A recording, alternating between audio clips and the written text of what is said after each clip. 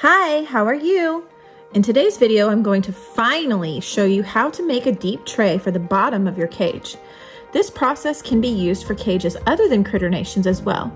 This is why I don't show you my specific measurements, but the process of how to make it instead. This is how I made my white tray that you've seen in previous videos. First, you want to measure the inside of your cage, not the outside. You'll measure the length and the depth of the cage and write that down. Then decide how tall you want your tray's edges. Mine have been 5 inches, and honestly, I would not suggest any shorter. I do still get some bedding kicked out, but not much. So 5 inches at the shortest, but taller is okay. Last, measure how thick your corrugated plastic is. If you get to the end and forget this step, don't worry, you can fix it. You're going to want to add 10 inches to your length and depth measurements. This will give you the 5 inches on all 4 sides that you need. Then subtract the thickness of your coroplast times 4. That's a lot of math, I am so sorry. Mark your corrugated plastic and cut a rectangle out that size. Next, mark 5 inches on both sides of each corner. Then make the lines all meet.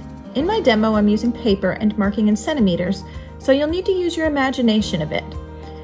You'll want to score the coroplast along the remaining lines, meaning don't cut all the way through the plastic. You want just enough to be able to fold it to the inside.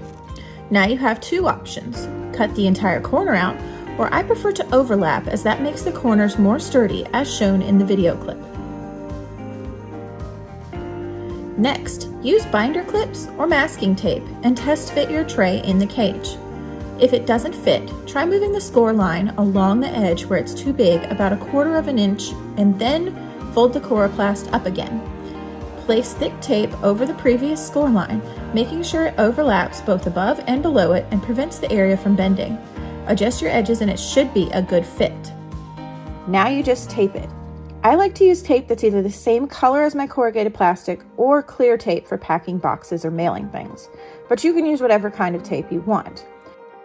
Rats seem to really enjoy chewing on duct tape, so if you're using that, make sure not to get any on the inside because they will chew it and rip it up. I finished up my original tray with binder spines like you can see here. This deters chewing the edges of the corrugated plastic and helps prevent pee from getting into the flutes of the plastic. That's the little stripes, I guess, with tunnels in the middle. Here's some other cages with DIY corrugated plastic base trays. Here's a common one it can work well for. Just remove the original graded floor, push the tray up inside, and then use the original floor as the bottom of the cage that holds the new tray in place. You can also use this to replace a cracked or chewed base for wire top cages with a plastic base. But for this, measure the outside of the cage and then follow the same process. The wire topper would go inside of the corrugated plastic base then. This protects it from being chewed on. And just cut the front lower where any doors need room to open. I used this method to make my double long tray, but had to alter it slightly due to the size of my pieces of coroplast. If you want to watch that video, it's linked in the description and the cards. Thanks for watching!